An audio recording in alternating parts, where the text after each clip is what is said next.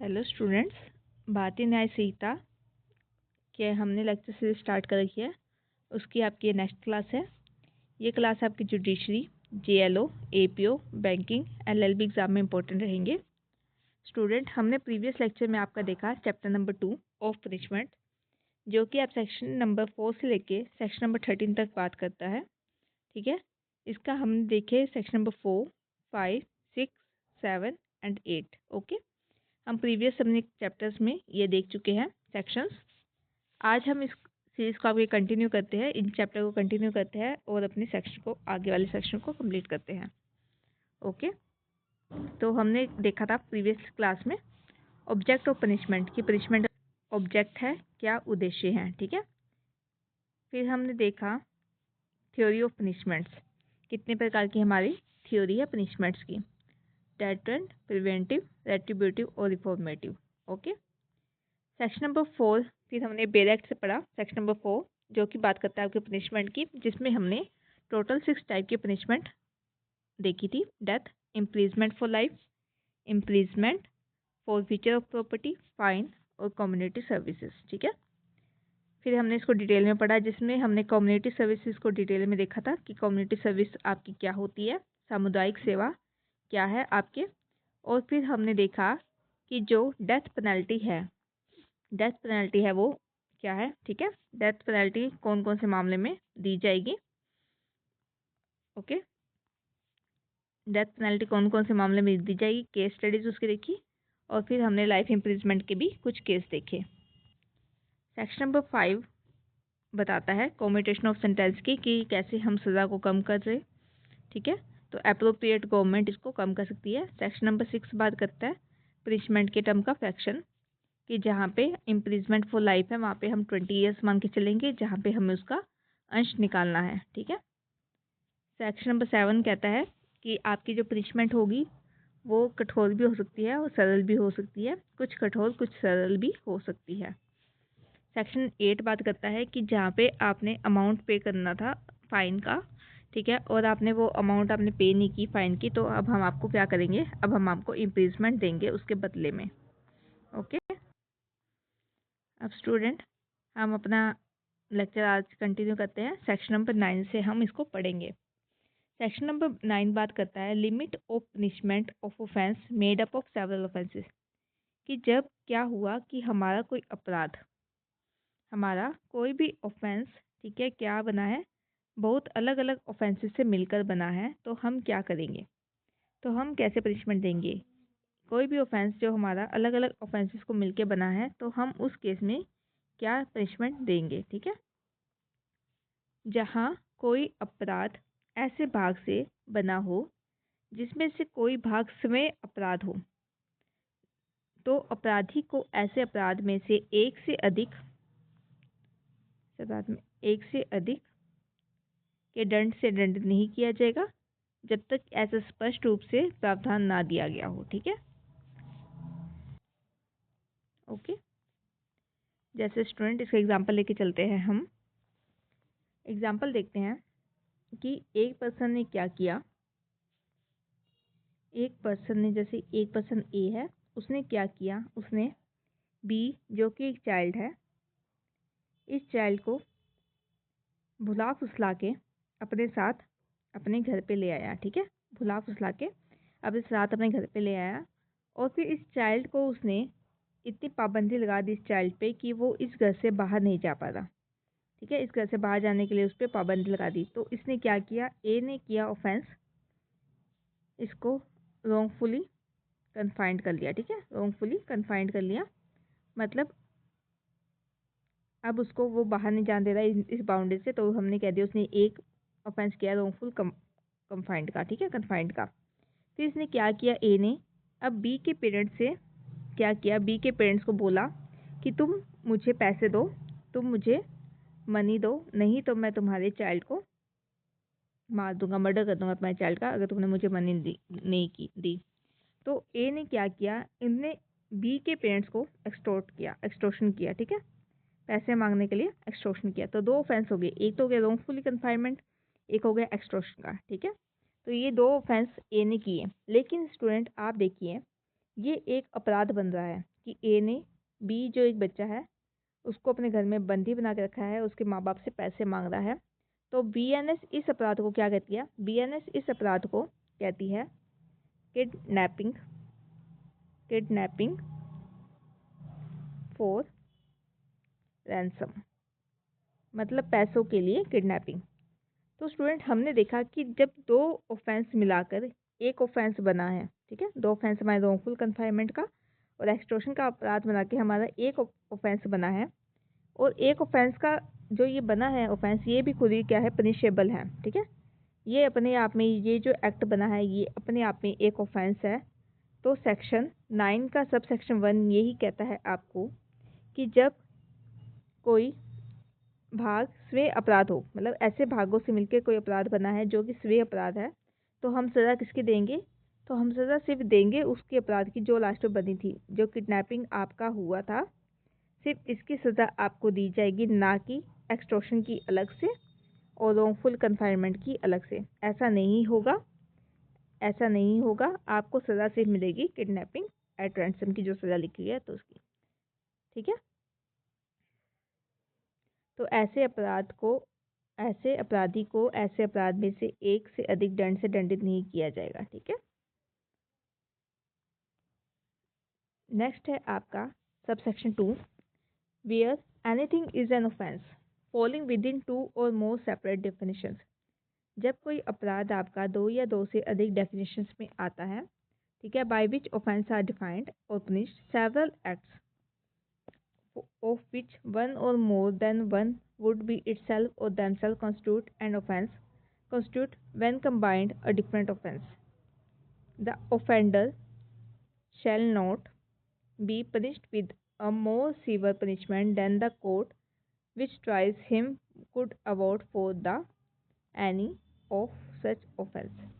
इन्होंने ऐसे कहा स्टूडेंट आपको कि जब आपका कोई अपराध बना है जो कि आपके दो अलग अलग डेफिनेशन में फॉल कर रहा है, ठीक है, दो अलग अलग डेफिनेशन में वो अपराध आ रहा है। पहला केस आपका ये है। सेकंड ये केस ये है कि कोई सेवरल एक्ट्स आपके बने हैं जिनको मिलाकर क्या हो रहा है? कोई ऑफेंस बन रहा है, कंबाइन करके एक अलग ऑफेंस बना है। जैसे यहाँ पे किडनैपिंग का आप मामला ले लीजिए जो मैंने अभी आपको बताया था। ऐसा कोई अपराध बन रहा है तो एक जो अब बात करते हैं कि कोर्ट कितनी सज़ा देगा, तो कोर्ट उतनी ही सज़ा देगा जितना कि उसको देने का जुरिडिक्शन है। जब आप बीएनएसएस देखते हैं, भारतीय नागरिक सुरक्षा संहिता देखते हैं, तब आप देखते हैं कि डिफरेंट डिफरेंट कोर्ट का अलग अलग क्षेत्राधिकार है, अलग अलग जुरिडिक्शन है, ठीक है, और वो उसी जुरिडिक्शन के अंदर रहते हुए क्या देता है? पनिशमेंट देता है। जितनी बीएनएसएस में पनिशमेंट देना है उनको पावर दी गई है, उतनी ही पावर में रह के वो पनिशमेंट देता है, उससे ज़्यादा पनिशमेंट नहीं देते हैं। तो वही बात यहाँ लिखी गई है कि कोर्ट उतनी ही पनिशमेंट देंगे, ठीक है, विच try him could award of any of such, तो इतनी ही ये पनिशमेंट देंगे जितनी वह दे सकते हैं, ठीक है, उससे ज़्यादा पनिशमेंट वो नहीं देंगे। सेक्शन नंबर 9 का आपका एक एग्जांपल है। इन्होंने क्या लिखा हुआ है कि A gives 50 strokes with a stick. A ने जेड को 15 बार स्टिक से पीटा, ठीक है।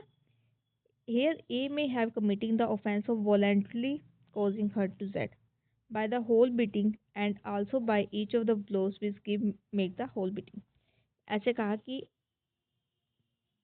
A ने Z को 50 बार पिटाई की स्टिक से, ठीक है, जिससे उसने क्या किया? Z को हर्ट पहुंचाया। कैसे? वॉलंटली, सर्व इच्छा से उसने Z को हर्ट पहुंचाया। The whole beating and also each of the blow which make up the whole beating. कहते हैं पूरी पूरी उसकी पिटाई या फिर जो हर एक उसके स्टिक को, हर एक बार जितनी बार उसने स्टिक से उसको मारा है वो सब मिलके क्या होता है? एक ऑफेंस होता है। तो ऐसे नहीं है कि हम उसे 50 अलग अलग स्टिक्स के लिए सज़ा देंगे, 50 अलग अलग बार जो उसने ब्लो किया है, स्टिक मारी है, ऐसा नहीं है कि हम उसे 50 बार बार स्टिक के लिए सज़ा देंगे। हम उसे एक ही ऑफेंस की सज़ा देंगे और वो होगा हर्ट, और वो सज़ा होगी उसकी हर्ट की, ठीक है। हम उसे हर्ट के लिए एक बार ही सज़ा देंगे, ना कि 50 अलग अलग ब्लोज के लिए उसको क्या करेंगे? सज़ा देंगे। But if while A is beating Z, लेकिन इस केस में क्या हुआ कि ए जब जेड को पीट रहा था तो ए इज़ बीटिंग जेड, तो वाई वहाँ पे आता है, ठीक है, वाई वहाँ पे आता है और ए को इंटेंशनली क्या करता है, ए इंटेंशनली स्ट्राइक्स वाई, और ए क्या करता है, जानबूझ के वाई को भी मार देता है। As the blow given to Y is not a part act whereby a voluntary give her to Z. क्या हुआ यहाँ पे स्टूडेंट, ये देखिए, ए जेड को पीट रहा था, ठीक है, ए जेड के स्टिक से पीट रहा था। वहाँ पे तभी क्या हुआ, वाई आ जाता है और अब ए जो है इंटेंशनली वाई को भी पीटने लगता है। तो स्टूडेंट ये जो ऑफेंस हुआ है यहाँ पे कि ए वाई को पीटा है, ये इस ऑफेंस में इंक्लूड नहीं है कि ए जेड को पीटा है। ये ऑफेंस अलग है और ये ऑफेंस अलग है, क्योंकि पार्टीज अलग अलग है, ठीक है यहाँ पे। तो ये ऑफेंस भी अब अलग अलग है। तो अब ए को सज़ा मिलेगी इन दोनों ऑफेंस की, जेड को पीटने की भी और वाई को पीटने की भी, दोनों को पीटने की सज़ा दी जाएगी। ओके, तो स्टूडेंट ये आपका सेक्शन नंबर 9 था, जिसमें नॉर्मल बात की गई और मेन मोस्ट इम्पोर्टेंट बात आपकी ये थी कि ऑफेंडर को उतनी सज़ा मिलेगी जितना कि वह कोर्ट दे सकता है, ठीक है,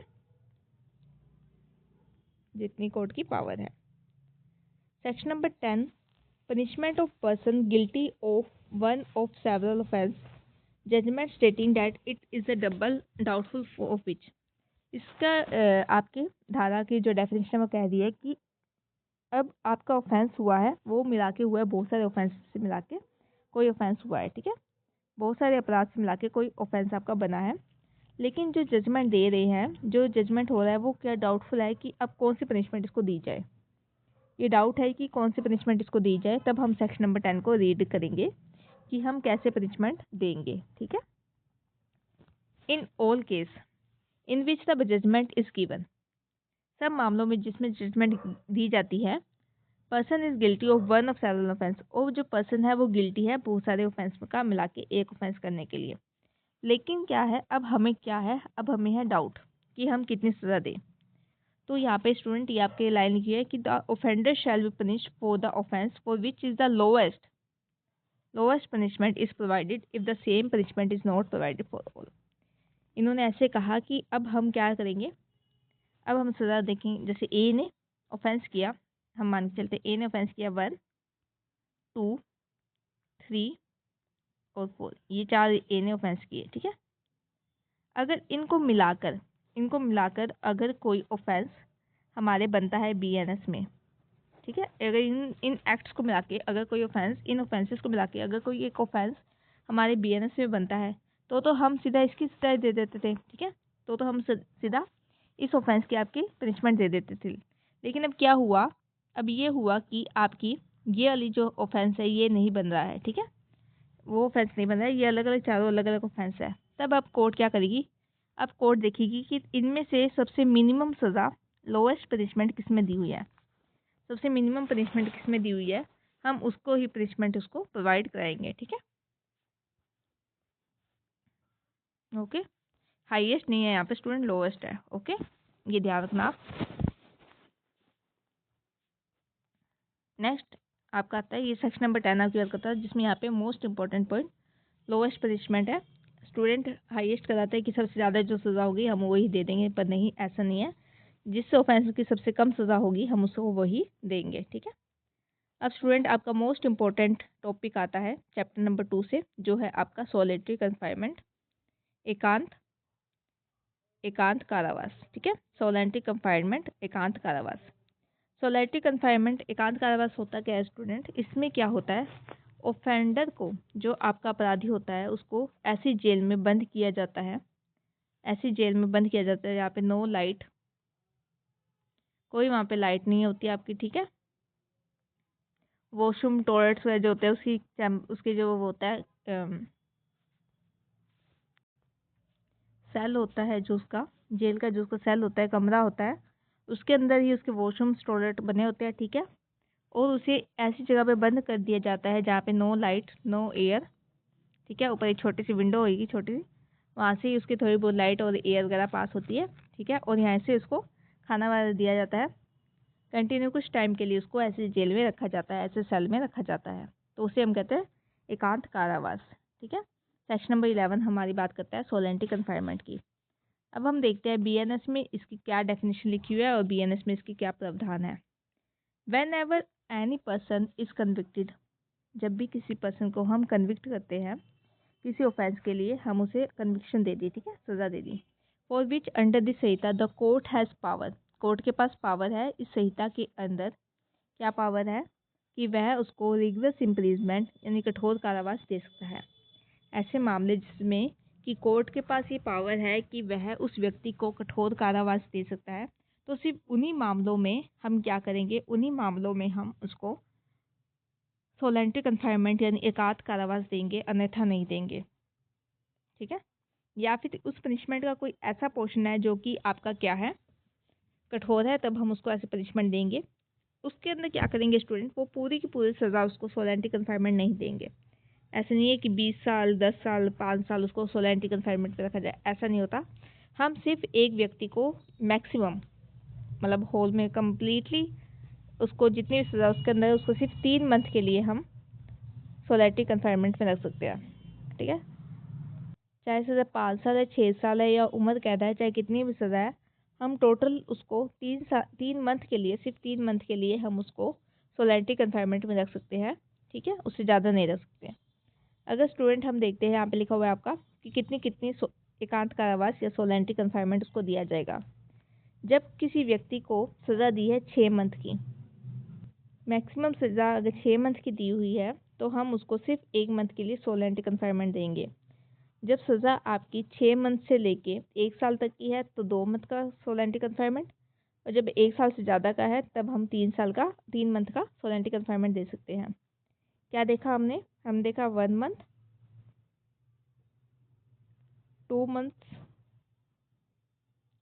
मंथ्स एंड लास्ट 3 मंथ्स, ठीक है, 3 मंथ्स। तो ये कब दे रहे हैं, हम ये दे रहे हैं 6 मंथ के लिए।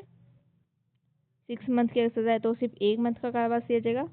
6 मंथ से लेके 1 ईयर तक की सज़ा अगर दे रहे हैं तो 2 मंथ का ही कारावास दिया जाएगा, उससे ज़्यादा का कारावास नहीं दिया जाएगा। और जब सज़ा आपकी 1 साल से ज़्यादा की है तब इसी मामले में हम 3 मंथ का कारावास दे सकते हैं, ठीक है।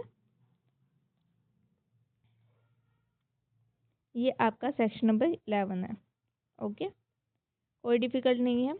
क्वेश्चन आपसे पूछा यही जाता है कि अगर 6 मंथ का है तो कितना टाइम एकांत कारावास देंगे, 1 मंथ का, और ऐसे ही आपके प्री में क्वेश्चन आएंगे, ठीक है। सेक्शन 12 बात करता है आपकी लिमिट ऑफ सोलेंट्री कन्फाइनमेंट कि क्या लिमिट होगी सोलेंट्री कन्फाइनमेंट की, कि कैसे कैसे सोलेंट्री कन्फाइनमेंट या एकांत कारावास हम उसको व्यक्ति को देंगे, ओके। तो पहले हम इसको हिंदी में पढ़ लेते हैं, फिर मैं आपको इसको समझाऊंगी।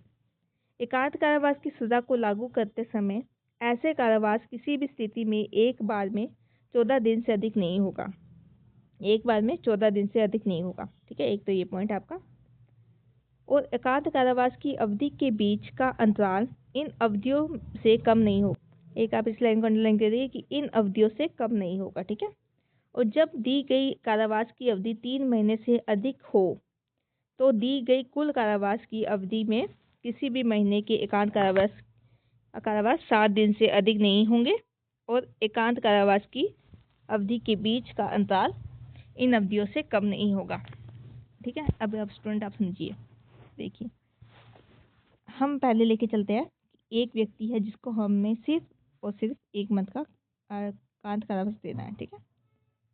अब हमें उसको 1 मंथ का एकांत कारावास देना है, तो हम क्या करेंगे, हम उसे मैक्सिमम ज़्यादा से ज़्यादा 14 दिन के लिए उसको रख सकते हैं कारावास में।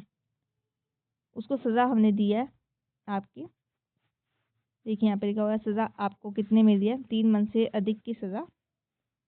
यहाँ पे अधिक की सज़ा की बात है और यहाँ पे अधिक की सज़ा कम की बात है। तो हमने किसी व्यक्ति को दी 2 मंथ की सज़ा, ठीक है, 2 मंथ की सज़ा, और कारावास उसको देना है अब 1 मंथ का, ठीक है।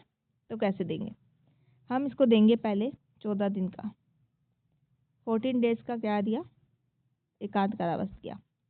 फिर उसको गैप दिए, जितनी सज़ा देंगे कम से कम उतना गैप तो देना ही है, जितनी सज़ा देंगे उतना कम से कम गैप तो देना ही है। तो 14 दिन का एकांत कारावास दिया, अब 14 दिन का क्या देंगे, गैप देंगे। 1 मंथ कंप्लीट हो गया, 2 दिन बचे और 1 मंथ कंप्लीट हो गया, ठीक है। अब हम 14 दिन का गैप देने बाद इस व्यक्ति को दोबारा देंगे 14 दिन का, ठीक है, एकांत कारावास। 14 दिन का एकांत कारावास देंगे, ठीक है। फिर हम इसको देंगे, कितने हो गए इसके दिन पूरे, फिर हम इसको देंगे फिर 14 दिन का गैप, ठीक है। अब इस यहाँ पे कितने दिन से पूरे हो गए अपने, यहाँ पे तो हो गए इसके 14 और 14 28 दिन का यहाँ पे सोलैंटी कन्फाइनमेंट पूरा हो गया। 2 दिन का यहाँ बाकी है और यहाँ पे डेज हो गए अपने 56, मतलब 4 दिन यहाँ बाकी है, ठीक है। 4 दिन यहाँ बाकी है। तो अब जो इसको यहाँ पे देखो कारावास मिल गया, यहाँ छुट्टी मिल गई, यहाँ कारावास, यहाँ छुट्टी। अब फिर लास्ट में इसको 2 दिन का और कारावास दे देंगे और इसको रिलीज कर देंगे, ठीक है। तो इसके हिसाब से यहाँ पे 1 मंथ का कारावास पूरा हो गया। कि जितने दिन का हम इसको कारावास दे रहे हैं उतने दिन का हमें गैप भी देना है, पहली इंपॉर्टेंट बात ये है। और जब सज़ा आपकी 3 मंथ से कम की सज़ा है उस टाइम में हमें 14 दिन का कारावास दे सकते हैं, ठीक है। उस टाइम में हम 14 दिन का कारावास दे सकते हैं। अब ये स्टूडेंट याद रखना, ये 2 मंथ तक की सज़ा देनी है, ठीक है। और हमें गैप भी उतना देना है जितने टाइम का हम कारावास देंगे उतना। कोई डाउट? अब ये केस तो ये आ गया, 14 दिन वाला केस ही आ गया। अब हमें सज़ा है आपकी 3 मंथ से ज़्यादा की, मान लीजिए 5 मंथ की सज़ा है, 3 मंथ से ज़्यादा मान लीजिए 5 मंथ की उसको हमने कन्विक्शन दिया है। और हमें कारावास कितने का देना है, कारावास मान लीजिए हमें यहाँ पे भी 6 मंथ से कम है, 6 मंथ से कम के लिए हम 1 मंथ का कारावास ही देते हैं, ठीक है। जब सज़ा आपकी 6 मंथ से कम की होती है तब हम 1 मंथ का ही कारावास देते हैं, ठीक है। तो अब उसको 5 मंथ की सज़ा दी है और हमने क्या किया है, उसको 1 मंथ का कारावास देना है। इस मामले में हम क्या करेंगे, इस मामले में हम उसको 7 डेज़ का ही सोलैंटी कन्फाइनमेंट दे सकते हैं। 7 डेज़ का सोलैंटी कन्फाइनमेंट देखिए यहाँ पे, तो अवधि 7 दिन से अधिक नहीं होगी, ठीक है। 1 मंथ का कारावास देना है, 5 मंथ की उसको सज़ा दी है हमने, तो पहले हम इसको 7 दिन का सोलैंटी कन्फाइनमेंट देंगे। 7 दिन का एकांत कारावास देने के बाद अब हम इसको 7 दिन का गैप देंगे, दिया। फिर हम इसको फिर 7 दिन का सोलैंटी कन्फाइनमेंट दे देंगे। फिर मान लीजिए हमने इसको 10 दिन का गैप दे दिया, ठीक है। कम से कम हम 7 दिन का गैप तो देना ही है, ज़्यादा से ज़्यादा हम कितना भी गैप दे सकते हैं। 7 दिन 14 दिन पूरे। फिर हमने फिर इसको 7 दिन का कारावास दिया और फिर हमने इसको 10 दिन का गैप दे दिया और लास्ट में फिर हमने इसको 7 दिन का कारावास दे के फिर 10 दिन का गैप और लास्ट में इसका 2 दिन का कारावास हो। अब ये देखिए स्टूडेंट, इसमें क्या कहा गया कि जब सज़ा आपकी 3 मंथ से अबव की है तब हम 7 दिन का कारावास ही दे सकते हैं, इससे अधिक कारावास नहीं दे सकते। और जितना हमने कारावास दिया कम से कम उतने दिन तो हमें इसको रिलैक्स देना है, ठीक है। जितने दिन हमने इसको सोलैंटी कन्फाइनमेंट में रखा कम से कम उतने दिन तो हमें इसको रिलीफ देना है, ओके। नहीं तो स्टूडेंट मेंटली डिस्टर्ब हो जाते हैं, पर्सन अकेले रहते तो इसलिए ये प्रावधान रहेगा कि जितना एकांत कारावास दीजिए उतना कम से कम उस पर्सन को रिलीफ दीजिए। और ये स्टूडेंट हर मामले में एकांत कारावास नहीं दिया जाता, जो बहुत ही ज़्यादा सीरियस मामले होते हैं उनमें ही क्या कहते हैं एकांत कारावास देते हैं। तो स्टूडेंट आपका एक मामला आता है सुनील बत्रा वर्सेस दिल्ली एडमिनिस्ट्रेशन का, आपका मामला आता है 1979 का, सुनील बत्रा वर्सेस दिल्ली एडमिनिस्ट्रेशन। इस मामले में ये कहा गया स्टूडेंट कि जो आपका एकांत कारावास का प्रोविज़न है वो कहीं ना कहीं आपका आर्टिकल 21 का क्या कर रहा है, उल्लंघन कर रहा है। क्यों उल्लंघन कर रहा है? क्योंकि जो आपका एकांत कारावास है वो इतना हराश आइसोलेशन है, मतलब इतना हराश, इतना कठोर उसका आइसोलेशन है, मतलब उसको व्यक्ति को इतना एकांत रखा जा रहा है कि उसकी मेंटली डिसेबल वो हो सकता है, ठीक है। इसके अंदर इसलिए क्या है, हम कहते हैं कि एक फेयर प्रोसीजर नहीं है और हमने इसको चैलेंज किया आपका इस केस में आर्टिकल नंबर 21 के अंदर कि ये आपका एक तरह से आर्टिकल 21 का उल्लंघन है। आर्टिकल 21 कहता है कि हर व्यक्ति को डिग्निटी के साथ जीने का अधिकार है, ठीक है। लाइफ एंड पर्सनल लायबिलिटी का अधिकार है, सेक्शन आर्टिकल नंबर 21 कहता है। तो कहीं ना कहीं हम उस व्यक्ति का क्या कर रहे हैं, ये अधिकार से छीन रहे हैं। इस मामले में आपका ये बात उठाई गई थी, ठीक है। लेकिन फिर इसको कॉन्स्टिट्यूशन इनवैलिड ना करके इसके अंदर ये प्रावधान वगैरह ऐड किया गया कि हाँ इतने इतने दिन का गैप दिया जाएगा और ये हम सिर्फ और सिर्फ उन मामलों में लेंगे जो कि बहुत ज़्यादा गंभीर होते हैं, ठीक है। अन्यथा बाकी मामलों में इसको आपका अप्लाई नहीं किया जाएगा, ठीक है। तो ये मोस्ट इम्पोर्टेंट केस आपका है सुनील बत्रा वर्सेस दिल्ली 1978 का केस। ये केस स्टूडेंट याद रखिए प्री पॉइंट ऑफ व्यू से मोस्ट इम्पोर्टेंट केस है, ठीक है। प्रीवियस ईयर क्वेश्चंस में भी, पेपर्स में भी ये बहुत बार आ चुका है केस, ठीक है। तो सोलेनिटी कन्फाइनमेंट, एकांत कारावास हमने देखा। एकांत कारावास में हमने देखा कि जिस पर्सन को हमने कठोर इम्प्रिजमेंट दिया है, सिर्फ वही व्यक्ति को हम पहली बात ये कारावास देंगे, ठीक है। लाइफ रिगरस इम्प्रिजमेंट उसी व्यक्ति को देंगे, ठीक है, जिसको रिगरस इम्प्रिजमेंट हमने दिया है। और जहाँ पे सज़ा आपकी 6 मंथ से 1 साल और 1 साल से अबव है, ऐसे है, तो हम इसमें 1 मंथ का, इसमें 2 मंथ का और इसमें 3 मंथ का कारावास दे सकते हैं व्यक्ति को, ठीक है। फिर हमने बात देखी कि जहाँ पे हमारा कारावास जो है आपका 3 मंथ से कम का है, जहाँ पे उस पर्सन को सज़ा 3 मंथ से कम की दी हुई है, तो हम 14 दिन का कारावास देंगे एक टाइम पे, फिर उसे 14 दिन का गैप देंगे, ठीक है। ऐसे हम उसकी जो इम्प्रिजमेंट है, कौन सी एकांत कारावास, उसको पूरा करेंगे। और जहाँ पर आपकी सज़ा पर्सन को 3 मंथ से ज़्यादा की सज़ा दी हुई है, ठीक है, अब उसके पास काफ़ी लंबा टाइम है, तो इसके लिए हम उसको सिर्फ 7 दिन का एकांत कारावास देंगे और फिर उसको कुछ गैप देंगे, ठीक है। और फिर दोबारा हम उसको उसके एकांत कारावास को कंटिन्यू करके उसका ये जो पीरियड है उसको कंप्लीट कर देंगे, ठीक है। ये दो आपके थे सेक्शन 11 और सेक्शन 12 की बात करते हैं। लास्ट सेक्शन आपका इस चैप्टर का वो है section number 13, enhance punishment for certain offences. अब स्टूडेंट कई बार क्या होता है कि जो ऑफेंडर होता है वो एक बार कोई अपराध करके आ गया, ठीक है, उस अपराध को करके आने के बाद उसने वो सज़ा काट ली। अब जब वो बाहर निकला, रिलीज़ हुआ, उसने फिर दोबारा से वही अपराध किया। पहले वो क्या था, प्रीवियस कन्विक्शन था, ठीक है, उसको प्रीवियस कोई हमने कारावास दिया हुआ था, मतलब उसको सज़ा दी हुई थी। उसके बाद वो क्या हुआ, उसके बाद फिर दोबारा से उसने वही ऑफेंस दोबारा किया और अब हम उसको पनिशमेंट बढ़ाकर दे रहे हैं, ठीक है। तो इस मामले में आपका क्या है, तो स्टूडेंट ये सिर्फ केस आपका इन 2 चैप्टर्स पे अप्लाई होता है, चैप्टर नंबर 10 और चैप्टर नंबर 11 चैप्टर नंबर 10 और चैप्टर नंबर 17 पे आपका ये अप्लाई होता है, चैप्टर 10 और 17 पे, ठीक है। इन चैप्टर्स पे ही ये एक प्रॉपर्टी से रिलेटेड है और एक कॉइन से रिलेटेड है मामला आपका, इन चैप्टर पे ये अप्लाई होता है। इसमें कहा कि अगर किसी व्यक्ति को हमने इम्प्रिजमेंट दी थी पहले अगर उसको इम्प्रिजमेंट दी थी 3 मंथ की या 3 साल की या 3 साल से ज़्यादा की, 3 ईयर्स या 3 ईयर्स से ज़्यादा की दी, और उसने वो सज़ा काट ली। सज़ा काटने के बाद अब वो व्यक्ति रिलीज़ हो गया और बाहर आने के बाद भी उसने सेम ऑफेंस दोबारा किया है, सेम ऑफेंस अगर दोबारा किया है उसने, तो वो हर बार जितनी बार उसने ऑफेंस किया है, every such subsequent offence to imprisonment for life, अब उसको क्या मिलेगा, अब उसे सज़ा मिलेगी LI की, लाइफ इम्प्रिजमेंट की, या फिर 10 साल से ज़्यादा की उसको सज़ा दी जाएगी, ठीक है। किन किन मामले में, कॉइन के मामले में और प्रॉपर्टी के मामले में, चैप्टर 10 और चैप्टर नंबर 17। स्टूडेंट एक बार दोबारा आप चेक कर लेना, ठीक है, बेयर एक्ट से।